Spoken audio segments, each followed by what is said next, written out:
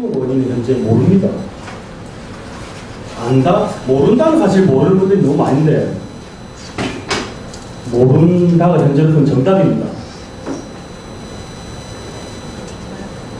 이제 그 모르는 이유, 모른다는 걸 지금부터 이제 논증을 시작을 할 건데요.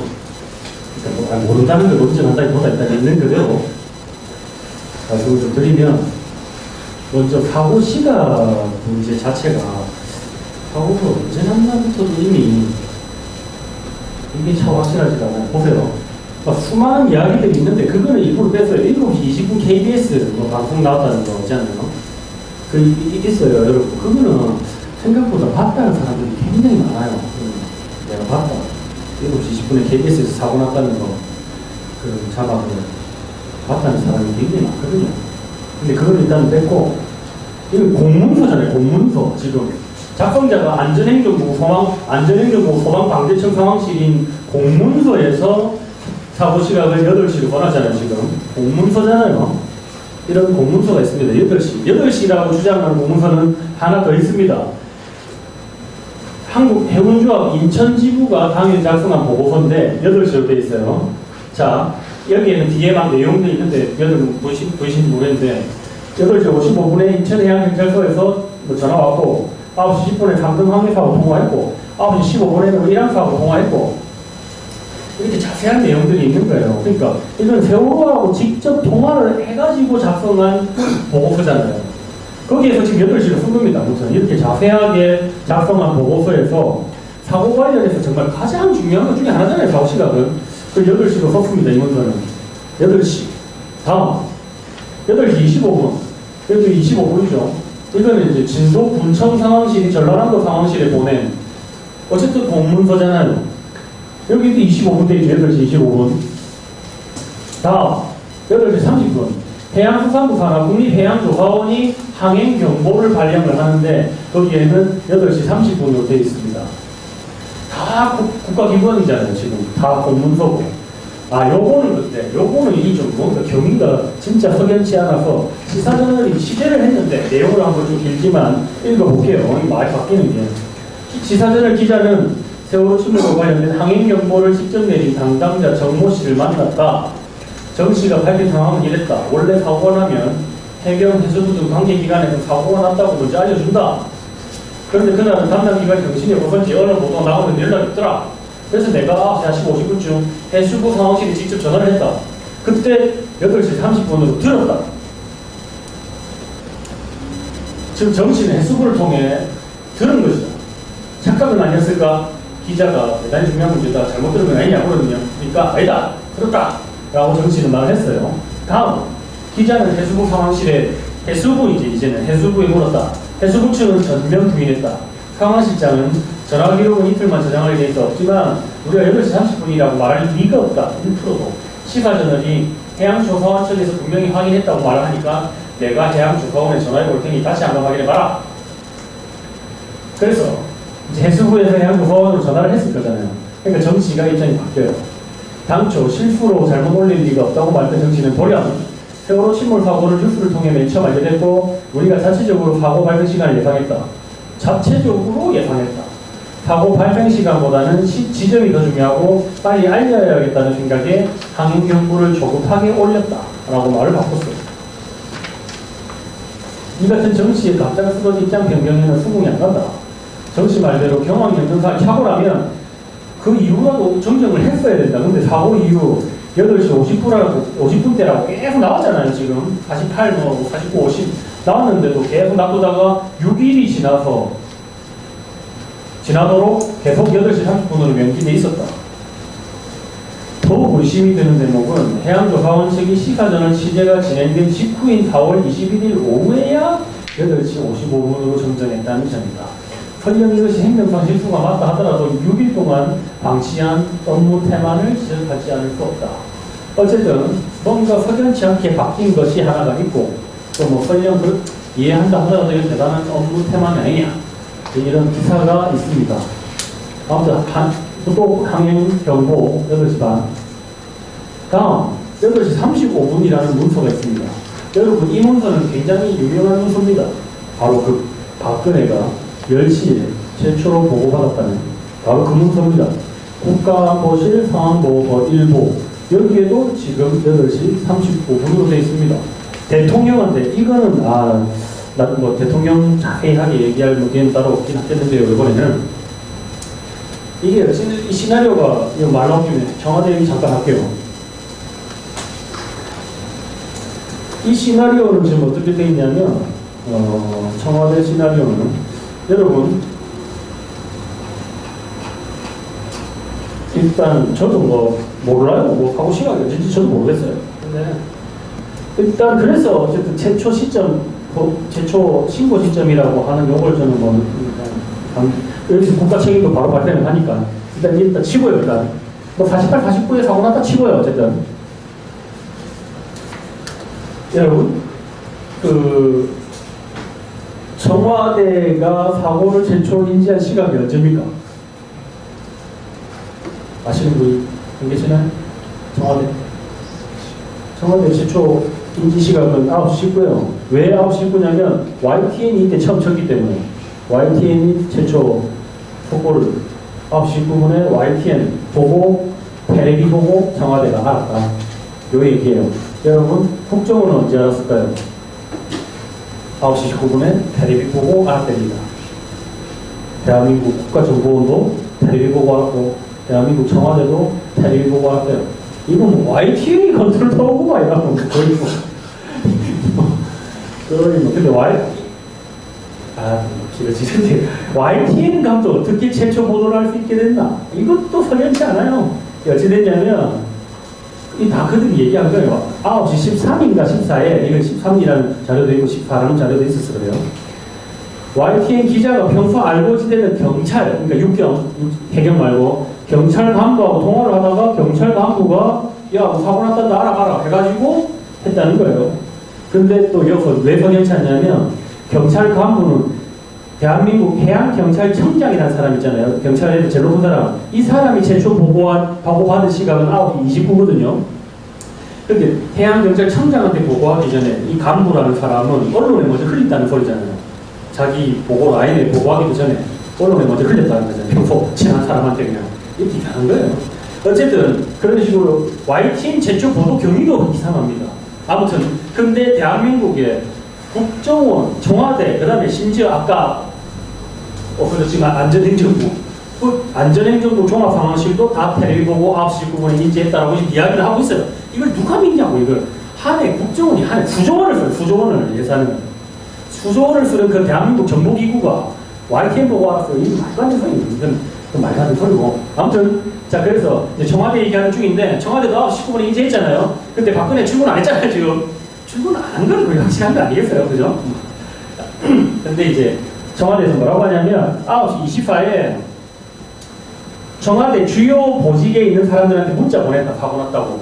그죠? 근데 이제 이게 또 우연히 또 이날 일도 뭐 다른데 8시 반부터 9시 반까지 또는 어떤 경우는 9시 25까지라고 하기도 하는데 NFC 실무회의가 있었죠. 청와대에서. NFC 실무회의 중이잖아요. 25회 하든 30분에 하든 까지 했던 24에 문자를 보냈잖아요.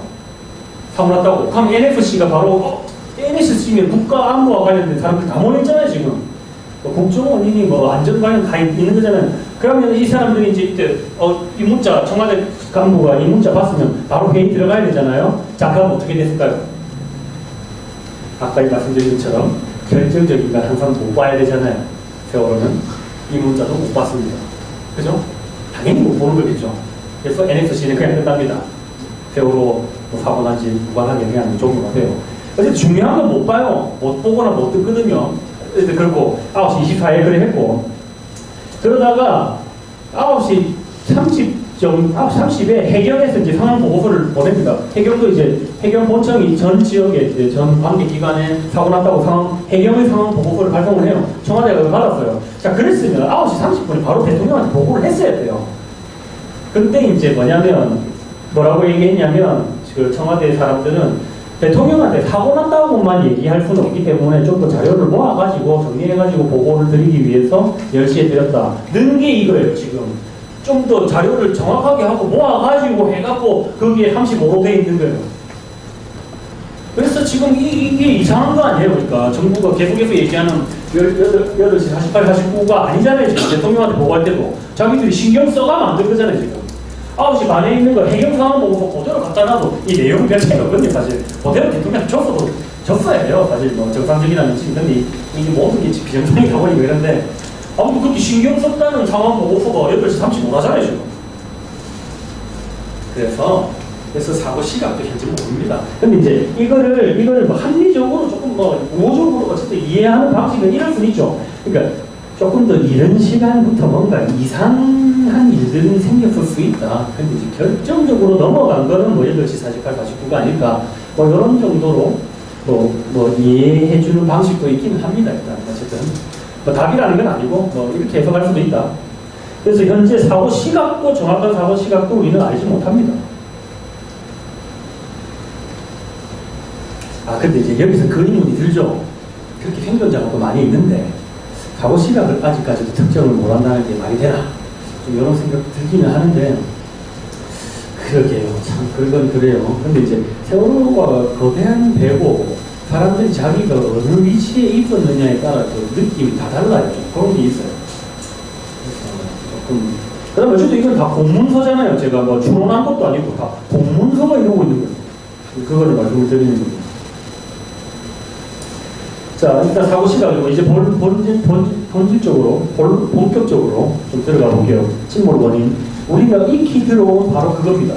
이게 검찰이 공소장에 넣었어요.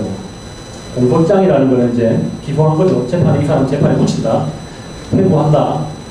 4월 16일에 사고가 있었고 5월 15일 공소장에 선언을 이제 기소하는 공소장인데 여기에 침몰 원인이 들어가 있습니다. 5가지입니다. 많이 들어보고죠. 증개축 과정에서 세월호는 일본에서 사들이 올 때는 대 이름이 나미노우의 호를 들여와서 그거를 조선소에서 증개축을 하잖아요. 증개축하는 과정에 뭐 더 만들기도 하고 여기에 더 태울 수 있는 공간도 만들고 뭐 한 거잖아요. 그 다음에 선수에도 램프가 있었는데 그걸 철거를 했다 이거예요. 선미에 램프 있잖아요. 경사로. 근데 선수에도 있었다 이거예요. 램프가 하나 40톤인데 그거를 빼고 뭐를 이제 발랐는데 그건 10톤을 발랐다 이거예요.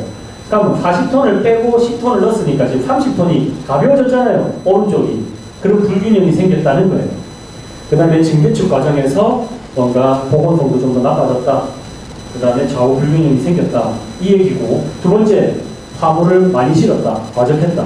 세 번째, 이거는 이제 여러분, 배가 뭐 이제 이래 있으면, 배가 이제 뭐 이래 있으면, 여기 선이 있잖아요. 색칠을 해놨잖아요, 여기. 그죠? 세월호는 파란색으로 색칠을 해놨잖아요. 요거를 넘어가면 안 됩니다. 이건 그냥 법적으로 정해져 있는 거예요. 이게 만지 흡수선이라고 하는 거고, 이걸 넘어갔다는 건 뭔가 많이 실었다는 거잖아요. 내려앉았다는 거는. 그죠? 이게 넘어가면 안 돼요. 그렇기 때문에 짐을 많이 실으면 그만큼 평형수를 빼야 돼요. 이해되죠? 이게 넘어가면 안 되니까.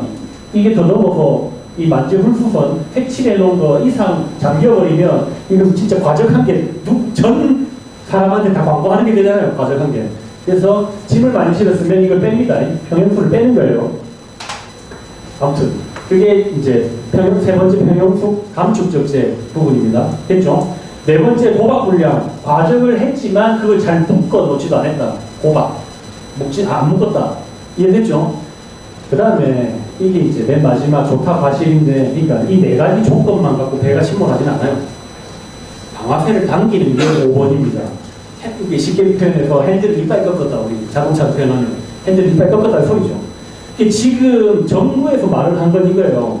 조타수가 핸들을 이빨 꺾는 바람에 배가 막 급격하게 오른쪽으로 돌았다.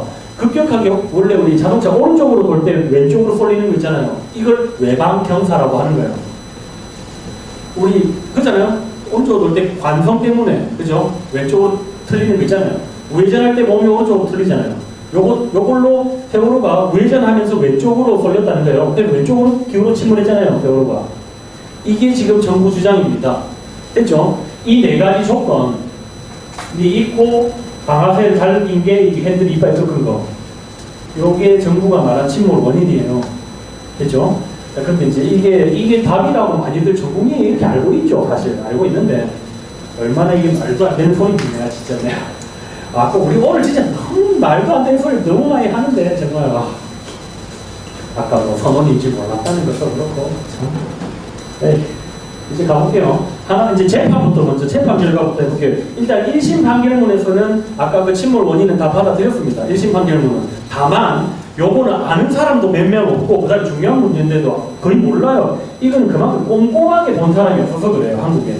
세월호는 판결문만 해도 몇백 페이지거든요, 지금. 그래서 각주 15번이라는 각주를까지 꼼꼼하게 본 사람이 없어요, 한국에. 그래서 이제 아무도 모르는데, 1심 판결문 각주 15번에는 뭐가 있냐면, 동서사실에는 김정수가, 이거 화물팀, 정해진의 화물팀인데, 현장 인부들에게 차량 라싱 밴드를 앞뒤로 한 가닥가량만 사용하여 고박하라는 지시도 한 것으로 기재되어 있다. 무슨 말이냐면, 다시, 자동차가 있으면 고박을 이렇게 네 가닥으로 해야 원칙인데, 김정수가 대충 묶어 해가지고 그냥 앞뒤로 하나 이렇게 두 가닥 정도 묶으면 라고 되어 있다라는 부분이 범죄다. 공소장에는 그런 범죄, 그러니까 잘 안 묶었다는 소리잖아요. 그런 범죄가 기재되어 있다. 그런데 교통안전공단에 이게 조금 설명을 하면 돼요. 자동차연구원에서 미끌림 시장 경사각은 이제 한쪽만 고박할 경우 뭐 어떻게 나타났으나 위시름에서 5톤 트럭과 소렌토의 경우 고박을 하지 않았을 때 미끌림 시장 각도가 오히려 더 높게 측정되었고, 이게 무슨 말이 있냐면, 교통안전공단의 자동차연구원이라는 곳에서 실험을 했어요. 실험을 했는데 이런 거죠. 이런 실험을 한 거예요. 뭐 어떤 거냐면 이제 이렇게 있을 거 아니에요. 가면은 뭐 A라는 차종, 무슨 트럭, 뭐 무슨 승용차, 뭐 이런 게 있고, 그 다음에 이제 그것들을 이제 세월에서 실험을 뭐 이제 경사판에 올려놓고 찡 기울여 본 거예요. 그럼 이제 각 백도 각도에서 이게 미끌리는지 그걸 본 거예요. 자, 그랬을 때, 그 다음 이제 이게 경우의 수가 몇 개가 있는 거죠. 그 다음에 한면 결박, 양쪽 다 결박, 선을 앞쪽에는 묶고 뭐 양쪽 다 묶었을 때, 안 묶었을 때, 이렇게 실험을 해본 거예요. 됐죠? 자, 그랬을 때, 한쪽만 고박할 경우 차량에 따라 뭐 24.7도에서 31도로 나타났으나, 위 실험에서 5톤 트럭, 예를 들어 뭐 C가 5톤 트럭이라고 합시다. 그 다음에 D가 포렌토라고 합시다. 이런 경우, 고박을 안 했을 때 미끌림 시작 각도가 오히려 더 높게 측정됐다. 자, 무슨 말이냐면, 예를 들어 이게 30도고 이게 25도라고 칩시다. 무슨 말이냐면, 줄을 양쪽으로 묶어놨는데, 묶어놨을 때 25도에서 더 빨리 미끄러졌다는 거예요. 하나도 안 묶었더니 30도에서 미끄러졌다는 거예요. 예를 들면 더 늦게 미끄러졌다는 거죠. 찡. 이해되죠? 자, 여러분, 아니, 그러니까 이건 좀 과학적으로 이해가 잘 안 되는 부분이긴 한데, 그러니까 안 묶었을 때 더 단단하더라, 더 안 미끄러지더라, 이런 얘기잖아요, 지금. 안 묶었을 때. 아니, 과학이 이렇게 말을 해버린 겁니다. 이거는 뭐 어쩔 수 없어요, 이거는. 과학이 이렇게 말했기 때문에 지금 범죄 사실에서 제외된 거예요. 자, 여러분, 이런 말입니다. 아무튼, 차를 한 면만 결박했을 때, 양쪽 다 결박했을 때, 결박을 하나도 안 했을 때, 기울여 봤는데, 하나도 결박을 안 했을 때 더 늦게 미끄러지는 게 있더라는 거예요. 더 많이 기울어야 미끄러지는 게 있더라는 거예요. 그 말입니다. 아니, 좀 상식하고 좀 안 맞긴 한데, 그러니까 이것도 이해하는 방법은, 그러니까 결박 여부는 별로 안 중요하다. 뭐 이렇게 이해할 수도 있고. 아무튼, 이렇게 나온 거예요, 과학에서. 일단 이 말 자체가 이해되잖아요, 지금.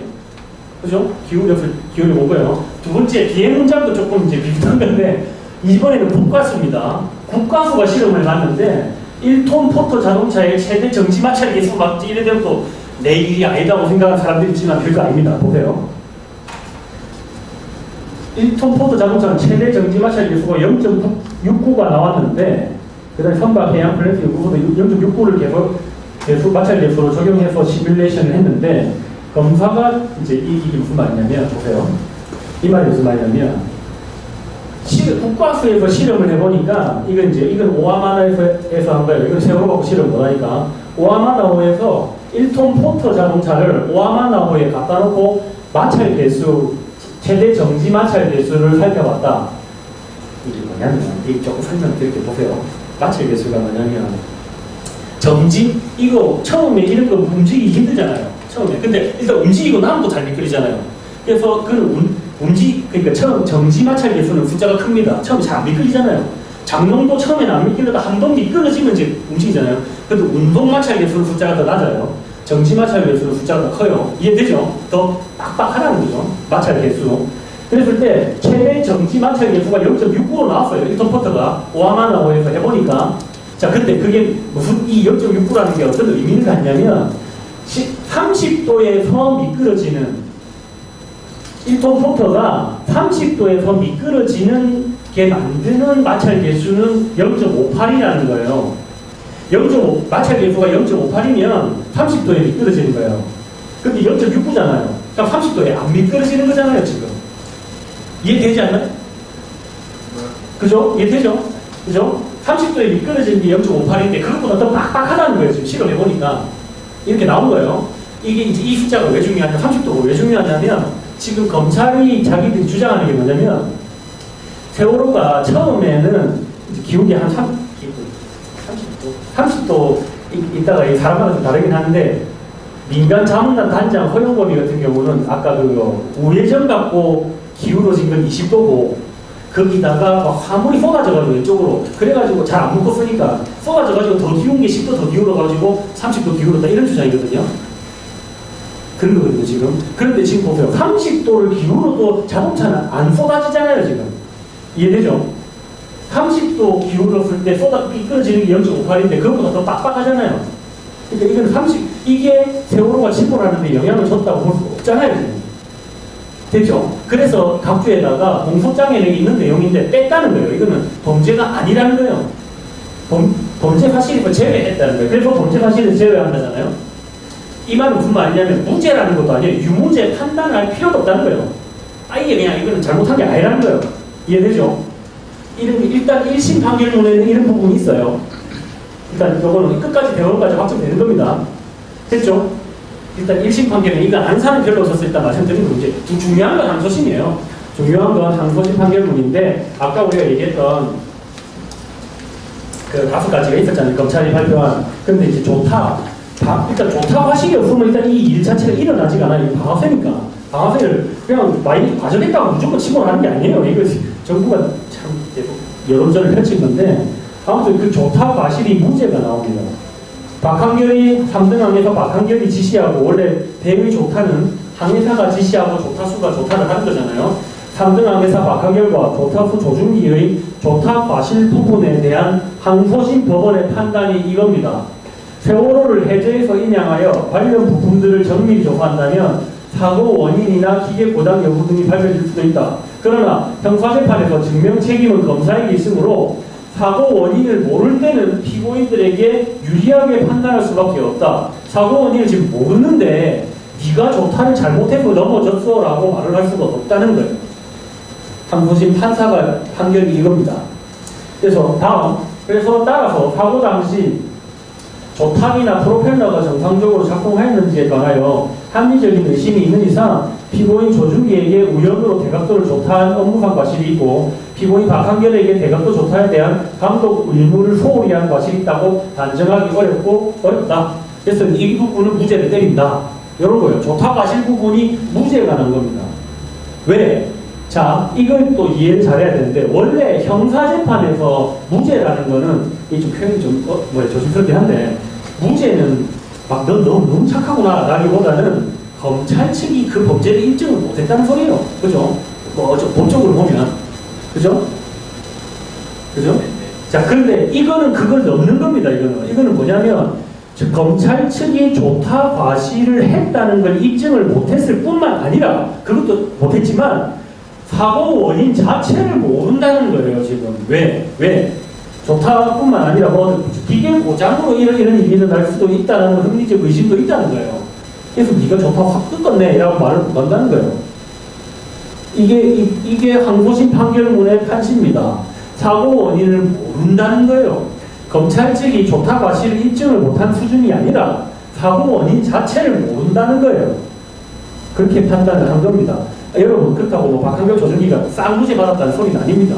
조타 과실 부분이 그런 거고 선언은 전부 유기치사상 유기했잖아요. 전국 사람들을. 유기치사, 유기치사는 다 있어요. 다 먹고 들어가는 거예요. 근데 선장은 또 부작이어야 살인까지 다 먹어가지고 지금 무기징역 간 거잖아요. 이중성은 무기징역 간 거고. 그런데 적어도 조타가 확실히 문제가 났어요. 지금 항소심에서. 그리고 이건 대법원에서 확정됩니다. 지금 대한민국 사법부 상으로는 어쨌든 사고 원인은 모르는 거예요. 됐죠? 그래서 이제 드린 말씀은 일단 성원 재판 판결문에서 사법부는 세월호의 사고 원인을 알지 못한다. 근데 또 앞에 뭐 인양을 해서 본다면 뭐 알 수도 있지만 인양의 필요성도 그때 얘기할 때는 참 중요했죠. 지금 인양이 돼버렸는데 아무튼 사법부는 사고 원인을 알지 못한다고 판시를 했습니다. 일단 그거 자체를 모르는 사람들이 너무 많아서 일단 이건 알아야 돼요. 일단 이걸 말씀을 드리는 거고. 그런데 우리가 무슨 뭐 사법부가 뭐 항상 뭐 정의의 용사도 아니고 우리가 뭐 사법부 무조건 맹목적으로 따르는 것도 아니잖아요. 법원이 판단했다고 그게 절대적인 것도 아니죠. 그래서 일단 우리가 우리 머리를 두고 판단해봐야죠. 그래서 이제 좀 내용을 한번 보겠습니다. 자, 그런데 먼저 이건 지난주에도 말씀을 드렸지만 당장 세월호 침몰 원인을 밝힐 입증 책임을 지는 존재는 당연히 국가입니다. 당연히 국가입니다. 대한민국 국가가 한 점 의혹 없이 세월호 침몰 원인을 규명을 해야 되는 거예요. 그걸 뭐 자고나 김 감독이 할 일이 아니잖아요. 말도 안 되는 소리죠. 대한민국 국가가 똑바로 안 하니까 그렇게 민간이 나서는 거 아니에요. 당연히 국가가 밝혀야 되는 겁니다. 그 중에 하나가 이거예요. 해양안전심판원은 이 법에 의해서 해양사고 원인을 규명할 책임이 있는 국가기구예요. 해수부 산하 기구예요. 얘가 제대로 밝히든가 아니면은 뭐 검찰이 더 보세요. 이렇게 국민적 관심이 높은 일 아니에요. 세월호는 항소심에서 문제가 막 나왔으면 사고 원인 모른다라고 나왔으면 그냥 검찰이 보충 자료를 제공을 한다거나 국민을 설득을 해줘야 돼요. 근데 그런 게 전혀 없죠. 그런 거 전혀 없이 그냥 밀고 가는 거예요. 처음에 내가 한 말이 맞다. 그냥 그냥 다 무시하고 막 누가 뭐라든 간에 내 말이 맞다. 처음에 그냥 그걸로 뭉개고 가는 거예요. 그냥 가는 거예요. 국가가 정색하고 그냥 뭉개고 하면 국민은 또 그거 어쩔 수 없어요. 진짜 이따가 국가가 정색하고 택다리 소리 하는 거 많이 보게 되는데, 자, 그래서 일단 국가가 밝혀야 되는 겁니다. 그 중에 하나가 이제 해양안전심판원이고 한데 보세요. 그래서 이게 아마 해양안전심판원 보고서의 한계 이런 걸 먼저 또 짚고 갈게요. 이게 이제 좀 하나 더 말씀드릴게요. 그런 게 있어요. 또 다른 예를 하나 들면 산업은행이 정혜진 회원한테 돈을 100억을 빌려줬거든요. 그래가지고 세월호 사왔거든요. 근데 이제 이거 있어요. 세월호는 당시 적자 보고 있었고, 그죠? 부실한 기업이었어요. 근데 산업은행이 100억을 묻지도 않고 따지지도 않고 빌려준 거예요. 이상하잖아요. 여러분. 이거 이상하다고 판단하는 게 잘못된 거 아니잖아요. 자, 그런데 이게 이제 이런 겁니다. 한국 사회 여러분도 이제 아직 막 정부해서 한국 사회가 얼마나 썩었는지 이걸 우리 가늠하기 힘들어요. 진짜 한국 사회가 얼마나 썩었는지 가늠하는 게 굉장히 어렵습니다. 진짜 항상 이상으로 썩었거든요, 한국은. 그래서 산업은행을 그래서 조사를 했어요, 이거를. 조사를 해보니까 어떤 결과가 나왔냐면 산업은행은 항상 부실 대출을 한다는 거예요. 하는 곳이에요, 그냥. 산업은행은 항상 부실 대출을 해요. 그래서 정혜진 회원한테 100억 빌려준 게 이상한 일이 아니에요. 그러니까 다른 거는 다 막 서류 검토 면밀하게 해가지고 대출을 다 했는데 정혜진 회원한테만 부실하게 대출했으면 이상하잖아요. 근데 산업은행 항상 그래온 거야. 그러니까 이게 갑자기 이상한 일이 아닌 게 돼버렸어요. 자, 이제 이게 좀 그러니까 근데 오히려 그래서 부실 대출만 했으면 문제가 안 되는데 뭔가 마사지가 좀 들어갔어요. 그게 이제 부실 대출이 아닌 것처럼 만들려고 하는 어떤 노력이 들어간 거예요. 그게 오히려 의심스러운 거예요. 차라리 부실 대출만 했으면 의심을 끝냈을 텐데 뭔가 마사지가 들어갔어요. 그래서 이제 이거 규명이 돼야 되는데 아무튼 한국 사회가 굉장히 좀 여러분 생각 이상으로 잘못되어 있습니다. 제가 뭐 아까 잠깐 얘기했지만 한국 사회과학도 그렇게 썩어 문드러진 한국 사회를 제대로 직시를 뭐 하지도 않아요. 뭔가 막 유럽 이론 갖고 막 한국 사회를 바라보려고 하고 막 그러거든요. 유럽하고 한국은 굉장히 다릅니다. 여러분 뭐 가장 단적인 게 노동권이죠. 사실 노동조합이에요. 노동조합, 한국에서 노동조합 빨갱이잖아요. 사실 노동조합 아무것도 아닌 거예요. 사실 그냥 동종업계에 일하는 사람들 그냥 같이 상주상주 하는 거예요. 그게 뭐 꼭 진보라는 보장도 없는 건데 한국에서는 빨갱이가 되는 거예요. 그래서 아예 다른데 지금 이 말씀을 왜 드리냐면 이것도 그래요. 뭔가 봐요. 이렇게 법만 보면은 뭔가 국가 법에 의해 어떤 공명정대하게 사고 원인을 밝힐 것만 같은 존재잖아요. 해양안전심판원이. 근데 실제는 안 그렇다는 거예요. 배 사고, 선박 사고가 나면 또 보험 문제가 걸리잖아요. 우리 자동차 첨촉 사고만 나도 네 책임이 크냐 내 책임이 크냐 갖고 막 7대3, 막 5대5 막 이런 일이 일어나는 것처럼 이것도 그래요. 보험 문제가 걸려 있거든요. 그러다 보니까 이 보고서 자체도 굉장히 이해관계가 막 섞여가지고 엄청 부실하게 나온대요. 원래 해양안전심판원의 보고서는 원래 부실하답니다. 여러분, 내가 제가 무슨 말을 하는지 아시겠어요? 그죠? 일단 그러니까 한국 사회는 여러분 진짜 이게 알려져야 돼요. 이런 게 우리가 직시를 할 거는 직시를 해야 돼요. 이따 계속 더 제가 자세히 설명을 드리겠지만 그 다음에 올해 이번 이제 제 강좌 4강에서 더 본격적으로 말씀을 드릴 기회가 있을 것 같긴 한데 우리 생각 이상으로 잘못되어 있는 나라입니다. 그렇기 때문에 세월호 같은 일도 일어나는 거예요. 멀쩡한 나라에서 일어날 수 없는 일이에요. 아무튼 근데 이제 지금 이 주제에서 하고자 하는 얘기는 해심원 보고서는 원래 부실하답니다. 그걸 감안을 하자고요. 그래서 한번 볼게요. 내용, 그래서 해심원 보고서가 얼마나 부실한지를 두 가지 사례를 그냥 말씀드리면서 말씀을 드릴게요. 해심원에서 이거는 이제 해양안전심판원 홈페이지 가서 세월호라고 검색하면 여러분도 다운받을 수 있는 거라고 말씀드렸잖아요. 가서 90페이지를 보시면 어떻게 되냐면 이런 게 있어요. 이게 아까 미끄러진 그거하고 관계가 되는 건데 세월호 가지고 지금 실험을 못 해보니까 세월호하고 같은 형태의 선박인 아리아케오, 일본의 아리아케오가 사고가 난 적이 있는데 이거 조사 보고서에 따르면 고박되지 않은 컨테이너는 25도에 미끄러지고 2단에 적재된 선풍이 20피트 컨테이너는 29도에서 넘어진다 라고 돼 있죠. 자 보세요. 아니 이것도 어려운 얘기 하려고 하는 거 아닙니다. 보세요. 2단에 적재된 무슨 컨테이너 29도에서 넘어지기 시작한다라고 돼 있잖아요. 그러니까 이걸 보고 아리아케오가 그랬다고 해서 세월호가 막 28에는 절대 안 넘어진다라고 할 수는 없지만 어쨌든 29라고 돼 있죠 여기에. 그죠? 그러면 결론을 이렇게 내면 안 되죠. 봐요. 결론을 뭐라느냐. 선수갑판 2단에 적재된 컨테이너는 세월호가 15에서 20도 기울었을 때 추락한다라고 결론을 내면 안 되죠. 다시 볼게요. 똑같은 거잖아요. 2단에 적재된 무슨 컨테이너는 29라고 했죠. 다음 2단에 적재된 컨테이너는 15에서 20도라고 결론을 내리고 있어요. 보고서 안에서 모순되잖아요. 지금 자기 혼자. 여기서 제가 각 숫자 이 숫자는 막 저 숫자를 틀렸다는 주장을 하고자 할 수는 없어요. 그걸 확인할 수는 없는데 어쨌든 보고서 안에서 모순되잖아요. 지금 됐죠? 이건 이상한 거죠. 잘못된 거죠. 일단 보고서가 이 수준이라는 겁니다. 다음 또 볼게요. 다음은 조금 시간이 이제 약간 설명이 필요한데 다음은 결국 맨 마지막은 해양안전심판원 AIS가 얼마나 헛소리인지를 얘기를 할 텐데 요거는 좀 중요하니까 좀 말씀드릴게요. AIS 많이 들어봤잖아요. 우리 김남석 덕분에 초반에 많이 들어봤는데 AIS는 어쨌든 자기 식별을 오토매틱하게 자기를 식별하는 그런 시스템인데 그러니까 배가 가다가 계속 자기 정보를 던지는 거예요. 여러 가지 정보를 던지는 거예요. 보세요. 이것도 뭐 AIS도 아까 무슨 100 무슨 메가헤르츠 쓰니까 반경이 그렇게 길지 않잖아요. 대륙을 통신하는 건 아니잖아요. 아까 그래서 처음에 이걸 깔고 간 겁니다. 그죠? 멀리 가는 건 아니고 VHF하고 비슷하잖아요, 지금. 잠깐만, 그거 AIS는 점적 자료, 동적 자료, 항해 관련 자료를 쌓아요. 정기적으로. 어떤 거냐면 내 배 이름, 무슨 뭐 선박의 길이 이건 필요해요. 왜냐하면 부딪힐 수가 있으니까 다른 배하고 안 부딪히기 위해 있기 때문에 내 선박에 나는 146m예요. 내 이름은 세월호예요.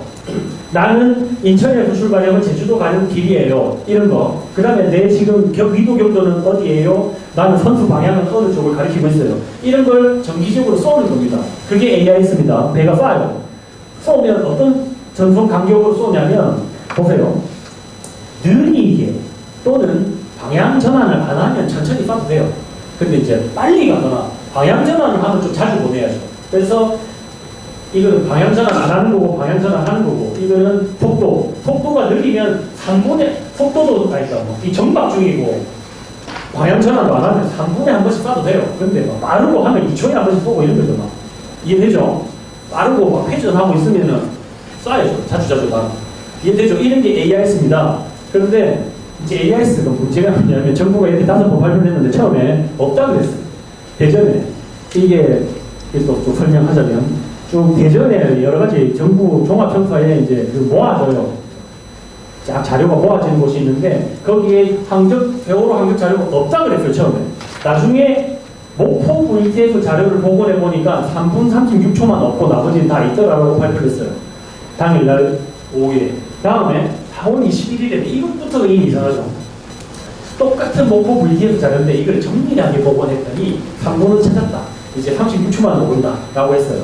다음 4월 26일에는 이제 진도 VTF 자료를 받아가지고 이제 29초 빼고는 다 안다라고 주장했어요. 그 다음에 이건 두 페이지는 옆에 지나가는 AIS는 옆에 손값도 봤거든요. 이런 VTS도 봤지만 그래서 옆에 지나가는 두 패밀리 거를 보니까 이제 그것도 이거는 더 자료를 주진 않았다. 그래서 여기는 35초가 없더라. 이게 지금 정부가 발표한 겁니다. 이거 보세요. 이거 처음에 우리 많이 봤잖아요. 이거를 웃음기 없이 이거를 내놓은 거예요. 이거 거의 작년에 갖고 온 겁니다. 6,000톤짜리, 1만 톤짜리 물건이 이렇게 꺾인다고. 100도 이렇게. 이런 움직임이 있을 수가 없는 거예요, 이거는. 1만 톤짜리 물 위에 떠 있는 물건이 이렇게 움직이는 건 불가능한 거예요. 근데 이걸 정부가 웃음기 없이 내놨어요. 이런 걸 내놓을 때는 원래 머리를 극적극적하면 막 미안합니다. 그렇게 하고 내놔야 되는 것이 이걸 지금 정부가 정색하고 내는 거예요, 처음에. 그러니까 우리가 봐요. 이거 압니까? 일반인이 뭐 알아요, 이걸. 저 세월호가 저렇게 움직였구나. 그렇게 꺾였구나. 어느 시점에. 8시 48분 37초잖아요. 이게. 처음에는 이랬죠, 뭐, 그냥. 정부가 일한 거예요, 처음에. 근데 이제, 전문가들도 보세요. 이럴 수가 없는데, 좀 이상한데, 이제. 그래갖고 이제 나중에 이제, 해가지고 더 밝혀져가지고 이렇게 부드럽게 만들었는데, 일단 처음에 그 항목들은 진짜 황당한 겁니다. 말도 안 되는 걸 내놓은 거예요, 국민들한테. 자, 이제부터는 김현미 의원실 보도 자료를 좀 말씀드릴게요. 거기서 이제 그 AIS가 무슨 문제가 있는지 이게 좀 차분하게 읽어볼게요. 최초 발표할 때 3분 36초가 누락된 이유에 대해 해양수산부는 뭐라고 했냐면 대전 정부 통합 전산 쉼터 AIS 데이터베이스에 4월 16일 새벽 3시 37분부터 9시 반까지 정보 저장이 지연돼서 5%만 저장되었고 유지 보수업체인 CNT에 의해 좀 의심스러운 것입니다. 해가지고 복구 작업을 벌였더니 이제 3분 36초 빼고 누락되었다고 답변했다. 멀쩡하던 시스템이 하필이면 세월호 사고 당일 새벽 시간대에 지연되었는지도 모르겠고 왜 또 하필 사고 발생 시간대 함정이 누락되었는지도 의심을 씌울 수 없다. 이렇게 여기까지는 이상하다. 다음 근데 왜 그렇게 함정이 저장이 그래 됐냐라고 답변한 게 4월 11일에 서버 이중화 작업을 실시했고 이중화 작업으로 뭐 하다 보니까 데이터 전송량이 불규칙적으로 증가하여 정보가 저장이 지연됐다라고 해양수산부가 답변했습니다. 근데 이게 저번에 6매가 얘기했잖아요.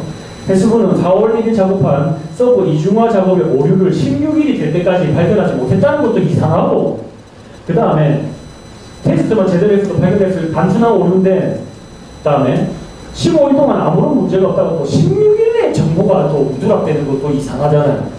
그죠? 또 계속 가볼게요. 또 데이터 전송량이 증가했다고 하는데 AIS 데이터는 이거는 텍스트 데이터예요. 얼마 안 되는 거예요. 여러분 67바이트 건당 67바이트고 10분마다 저장하는데 총량 6메가 수준이다.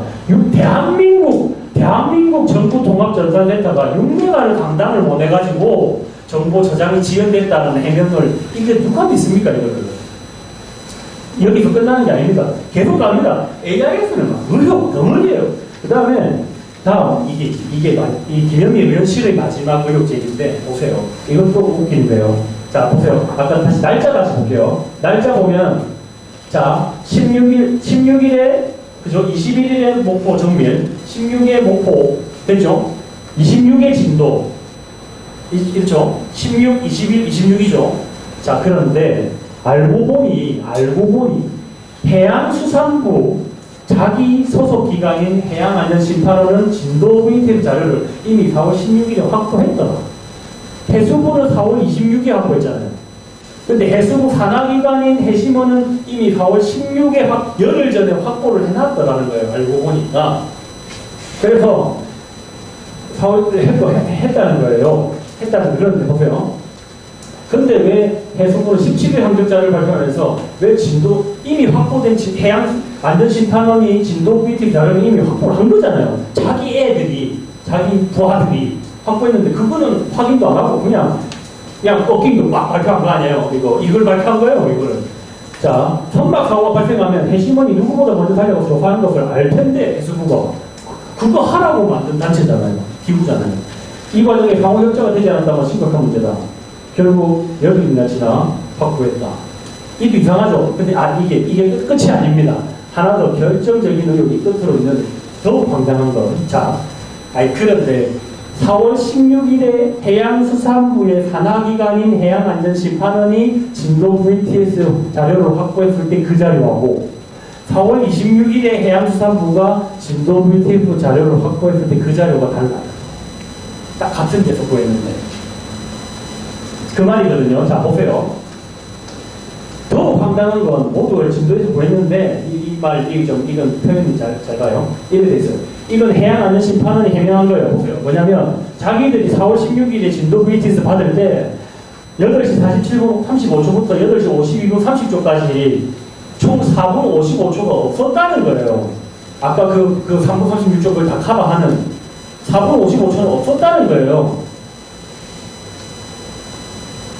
자, 없었는데 갑자기 봐요. 다시 이게 좀 돌아가는데 근데 4분 55초 없었는데 해수부가 4월 26일에 진도 VTS 받을 때는 29초 빼고는 다 있다는 거잖아요.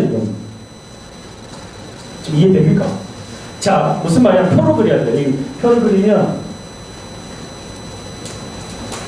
자, 이렇게 있으면 시간대가 여기서부터 여기까지 4월 16일에 없었다는 거예요. 그죠? 해양안전심판원이 진도 VTS 받을 자료는 이 부분이 없었다는 거예요. 근데 4월 26일에 해수부가 진도 VTS 받을 때는 요것만 없다는 거예요. 갑자기 생겨난 거지, 이런 거. 이 부분이 생겨난 거잖아요, 지금. 없던 게 생긴 거잖아요. 이거 어떻게 된 거예요? 아니면, 이런 소리 있죠. 진도 VTS가 해심원에는 안 주고, 해수부한테 주고, 뭐 이런, 말도 안 되는 건데, 어쨌든. 이런 것도 있는 겁니다. 됐죠? 이상하죠? 전반적으로 AIS 자체가 이상해요. 다음, 그래서 이거는 동계 과정도 이상하고, 다음, 이게 거의 마무리를 향해 달려가는데요. 원래 세월호가 처음에 일본에서 남이노우에로 만들었을 때, 공선 상태, 짐 하나도 안 실었을 때, 최고 속력 23.23노트로, 그게 전타, 핸들을 이빨 꺾었을 때, 최대 가속도가 1.8도라는 겁니다. 무슨 말이냐면, 이제 핸들도 제대로 꺾고 엑셀도 제대로 밟았다는 거죠. 자동차를 비유하면. 그때 최대로 1초에 움직일 수 있는 각도가 1.81도였다는 거예요. 자, 그랬을 때 근데 이제 세월호는 2014년 4월 16일에 세월호는 이미 30년 지났고 그 다음에 20년 이상 지났고 그 다음에 세월호는 짐도 실었고 그 다음에 최고 속력도 아니잖아요. 그러니까 일단 정상적으로는 1.81도 이상 움직일 수 없는 데입니다. 이 말 이해되죠? 이까지는 이해되죠? 자, 근데 이제 이런 게 있어요. 세월호 AIS에 이런 부분이 있어요. 어떤 거냐면, 이거하고 이 끝에만 보면 됩니다. 자, 8시 49분 44초에 헤딩 값이 199였다. 이게 뭐냐면, 이제 헤딩은 뭐냐면, 배가 정북으로 가면 0도예요. 정동으로 가면 90도예요. 정남으로 가면 180도고, 정서로 가면 270도예요. 360이라는 숫자는 없습니다.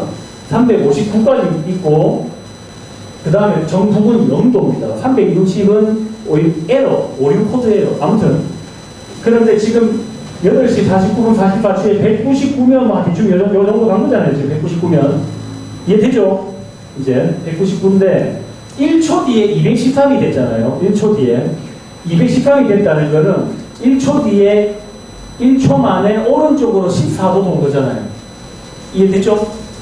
199에서 213이 됐다는 건 1초 만에 우회전 14도 우회전했다는 거잖아요. 이해되죠? 그죠? 그러니까 아까 원래 세월호가 정상적으로 제대로 할 수 있는 건 1.81도예요. 1초에. 제대로 움직여봤자 1.81도 움직이는 됩니다. 근데 지금 1초에 오른쪽으로 14도 움직였죠. 근데 이제 이것들은 그렇다 쳐도 그 다음 2초 만에 어떤 일이 벌어지면 갑자기 다시 왼쪽으로 22도로 움직인 거예요. 이 13하고 9를 합치면 22도, 그죠? 오른쪽으로 1초에 14도 움직였다가 그 다음 2초 만에 22도 움직이고 초당 11도 움직이고. 그러니까 여러분 이거는 뭐 선박 몰라도 물 위에 떠있는 1만 톤짜리 물건이 짜잔 이렇게는 절대 못 움직입니다. 이거는 그냥 자연계에서 불가능한 움직임인 거예요. 그러면 이 데이터는 그러니까 그러니까 그냥 잘못된 데이터인 거예요. 이걸 이해하려고 그러니까 자연계에서 있을 수 없는 움직임인데 뭐 이해할 필요 없잖아요. 그러니까 이러면 제가 1초 만에 뉴욕에 갔다 왔다 뭐 이런 얘기잖아요. 그럼 뭐 이해하려고 노력하시겠어요? 뻥이잖아요. 그죠? 이런 유의 이야기거든요. 이건 이해할 필요도 없는 거예요. 이건 그냥 잘못된 데이터인 거예요. 그런데 이거는 잠수함이 양쪽으로 갖다 받고 어떤 식으로 해도 일어날 수 없는 거예요. 그냥 있을 수 없는 일이에요. 자연계에서 있을 수 없는 건데. 그런데 이제 이거에 대해서 제가 이걸 제가 이해시킬 필요가 없잖아요. 제가 뭐 그렇지 능력도 없고 책임도 없고. 해시먼이 뭐라고 얘기하는지 보겠습니다. 그게 이겁니다. 자, 해시먼이 뭐라고 했냐면 자기가 제조업체 등의 의견을 종합 검토한 결과 선수방이 이상급변 구간이 있잖아요. 이 짜잔한 구간은 당초 ARC를 송신시간 기준으로 정렬했던 걸 수신시간 기준으로 재정렬하면 문제없다라고 답을 했어요. 자, 이 말이 무슨 말이냐면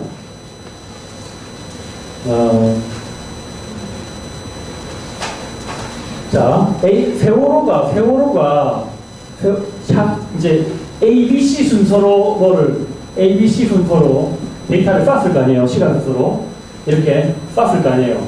근데 이제 전파가 막 돌아다니다 보면은 이 기지국, 수신 기지국에서 A, C, B 순서로 데이터가 들어오는 경우도 있다는 거예요. 뭐 이럴 수 있잖아요. 전파가 중간에 혼란하시면 이럴 수 있다는 거예요. 그래서 이게 송신시간 기준으로 쏜 거는 ABC인데 수신시간 기준으로 재정렬하면 ACB가 될 수 있다는 거예요. 이런 말이거든요, 이게. 예? 그래서 다시 기지국에 들어온 순서, 전파가 들어온 순서로 재정렬하면 191, 199, 213이 된다. 그래서 문제없다. 계속 우회전한 거니까. 라고 해명을 했어요. 해시머니. 여러분, 이게 말이 되는 소리일까요? 이게 말이 되는 소리일까요? 보세요. 이거는 또 기술을 몰라도 뭐요? 첫째, 그러니까 당연히 상식적으로 세월호가 자기가 쏜 순서가 이 순서로 해야죠. 당연히 세월호 입장에서 해야지. 받는 사람 입장에서 그 말이 됩니까? 그게 말이 안 되는 거죠. 그 다음 또 하나, 이것도 말이 안 되지만 그러면 원칙이 있어야죠. 다른 건 전부 송신시간 기준으로 하는데 이상한 부분만 수신시간으로 재정렬을 해요. 이 부분만 조금 이상하니까 좀 다 그렇게 정렬을 하든가 기준이 있어야죠. 기준이 없다는 소리잖아요. 지금 이것도 이상한 거고. 그 다음에 이제 끝으로 가면 1초에 8도 움직이는 가능한가? 1초에 2초에 지금 이게 2초라면 2초에 14도 2초에 14도 1초에 8도 아니면 10도 움직였다는 건데 아까 원래 1.3대 움직일 수 있는 게 1.81도라고 했잖아요. 근데 지금 이렇게 해도 8도 7도 움직이는 거잖아요. 그게 가능한가? 그것도 이제 의문이 들기는 해요. 그런데 이제 요거는 거기에 있어요. 이제 이거는 1.82도 이상은 절대 안 된다라고 말은 못합니다. 저번 주에도 말씀드린 것처럼 사고 상황이잖아요. 이거는 아까 일본에서 처음 만들었을 때 1.82도는 애가 물로 넘어진 게 아니잖아요. 안 넘어지고 제대로 돌 때 1.82도 돌아가는 거예요. 제대로. 지금 이 경우는 애가 사고 나서 자빠진 상황이잖아요. 자빠졌을 때는 뭔가 조금 더 큰 각도도 가능할 수도 있지 않을까라고 생각할 수 있어요. 우리는 자전거 예를 들잖아요. 자전거가 안 자빠지고 돌 때는 각도가 있어야 되는데 자빠져 버리면 아예 큰 각도가 나오잖아요. 근데 자전거 비유에 너무 또 매몰 될 필요 없습니다. 배는 자전거 아닙니다. 어쨌든 배는 배입니다. 그래서 이건 제가 말을 할 수는 없어요. 그러니까 1.8도보다 2도, 3도는 가능해도 4도는 안 된다. 이렇게 말은 못하죠. 실험을 해봐야 돼요. 그러니까 이런 걸 국가가 해줘야 돼요. 이런 걸 지금 이 실험을 해야 된다고 해양 전문가, 해양 선박 쪽에 일하는 사람들은 이 실험 해봐야 된다. 이런 얘기 많이 해요. 그러니까 그걸 제가 할 수 없잖아요. 지금 제가 국가가 해줘야 되는데 안 하고 있는 거죠. 자, 이게 그래서 끝이구나. 자, 그래서 지금 정리하면 침몰 원인 보세요. 침몰 원인 같은 경우 일단 사법부는 모른다고 판시했고 국가는 그거에 대해서 아무 답이 없는 상황입니다. 다음 세월호의 침몰 원인을 입증 책임을 갖는 건 대한민국 국가라는 건 너무나도 당연한 거예요. 국가는 한국은 조선통합, 해양학 출신 관련 쓸 수 있잖아요. 그런 팀이 있고 자료도 다 갖고 있잖아요. 정부가. 이게 다 제가 정부가 일부 내려온 거 갖고 공부하는 거잖아요. 지금. 정부 다 갖고 있잖아요. 사실. 그냥 지난 3년 동안 물 안에 들어간 것도 정부잖아요. 저는 못 들어갔잖아요. 우리 전 국민 다 들어가게 했으면 모르겠는데. 그 다음에 또 화물카는 중국인만 들어가게 한 거 아니에요. 그동안에 뭘 들고 들어갔는지 뭘 빼고 들고 나왔는지 우리는 알지 못하잖아요. 그래서 당연히 이런 일이 일어났을 때 당연히 정부가 이렇게 또 국민적 관심도 크고 이런 일에 대해서 정부가 명명백백하게 밝혀야 하는 것임에도 불구하고 지난 시간에도 말했듯이 봐요. AIS 하나에 말고 얼마나 많은 의혹이 있습니까? 의혹을 해명하면 할수록 의혹은 더 커지고 이런 상황이잖아요. 그래서 한마디로 침몰 원인은 모른다. 더 구체적으로 말하면 정부가 안 밝히고 있다. 정부는 알고 있어요. 알고 있다고 봅니다. 모른다는 건 말도 안 되고 정부 다 알아요. 안 밝히는 거지. 그것이 드러나지 않도록 하기 위해서 누군가는 필사적으로 살고 있겠죠, 요새. 그만큼 그 사람들보다 우리가 10배, 20배는 더 필사적이어야 진상규명이 될동말동입니다.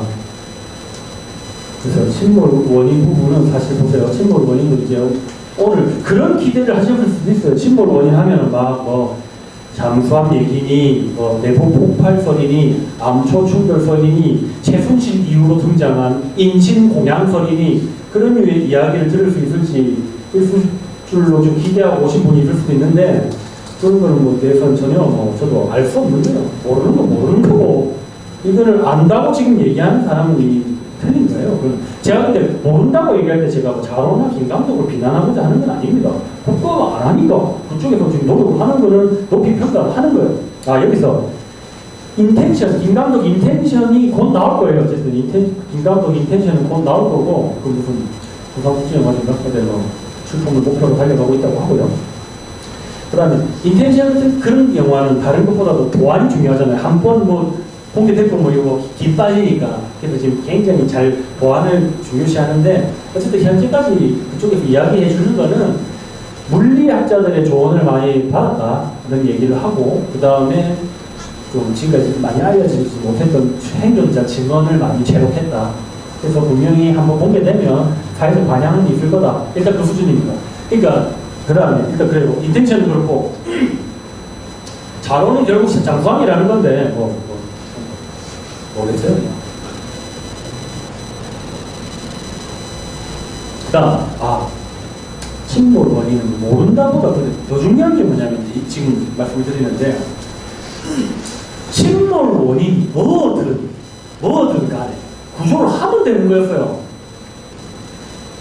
아니 무슨 왕초를 박았든 우주선이 어쨌든 간에 얼마든지 구조할 시간이 있었잖아요.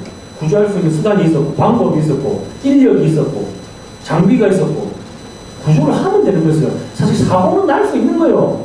가급적 안 나야 되지만 사고는 날 수 있는 거예요. 구조를 하면 되는 거였어요. 인명이 중요한 거잖아요. 생명이 중요한 거 아닙니까? 만약에 보세요. 우리가 세월호에서 전원 구조했으면 우리가 지금 여기 모여있을 이유도 없고, 아마 국민적으로 침몰 원인 궁금하지도 않을 거예요. 사람 갖고 있으면. 그러니까 침몰 원인이 뭐든 구조가 본질입니다. 구조를 안 한 것이 세월호 참사의 본질입니다. 세월호 참사 한마디로 이렇게 안 구한 거예요. 왜 안 구했는지가 진상규명의 핵심이자 핵심입니다. 그래서 제가 암초니 폭발선이니 그런 얘기는 할 필요도 없는 거예요. 사실 알지도 못하지만 몇 없을 겁니까? 구하면 돼. 구조를 했으면 되는 거예요. 그 다음에 이제 보세요.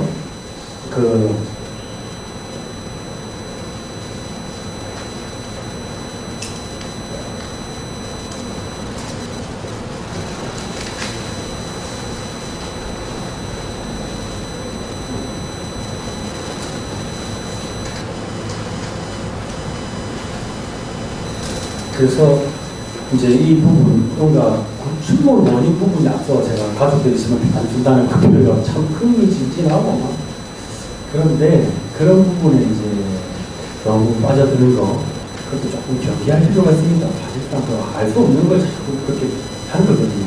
한번 진짜 여러분 뭐좀 여담입니다만 세월호 공부하는 사람들 모여가지고 조금 아는 사람들끼리 모여가지고 침몰 원인 이야기 시작하면 한두 시간 훌쩍 가요. 그냥 얼마나 재밌는데 막 이런 주장 저런 주장 얘기하다 보면 그 무슨 의미였어요. 일단 지금 침몰 원인을 분명한 게 아무것도 없어요. 4시간도 모르는데 사실. 그렇기 때문에 지금 중요한 건 이럴 수도 있고 저럴 수도 있는 얘기 백날 해봐야 무슨 의미가 있겠어요. 불명확한 얘기. 명확한 건 구할 수 있었다는 거예요. 그리고 안 구했다는 거예요. 그 명확한 그걸 일단 좀 중심에 잡고 갈 필요가 있다는 얘기를 드리고, 다음 저번 시간에 말씀을 드렸습니다만 다시 말씀드릴게요. A라고 제가 표현했죠. 저번 시간에 A. 침몰 원인을 명명백백하게, 진짜 침몰 원인을 명명백백하게 밝히는 것을 줄여서 A라고 표현하십니다. 이게 따로 밝혀질 가능성은 굉장히 낮다. 언젠가 왜 구조 안 했는지, 국정원은 어떤 역할을 했는지, 박근혜는 그때 뭐 했는지 등등이 다 밝혀질 때 같이 밝혀질 가능성이 굉장히 높아요. 이게 따로 밝혀질 가능성은 별로 없어요. 그래서 아무튼 침몰 원인 부분에 대해서는 일단 좀 그렇게 말씀드립니다. 일단 오늘 일단 강의는 준비한 강의는 일단 여기까지고요.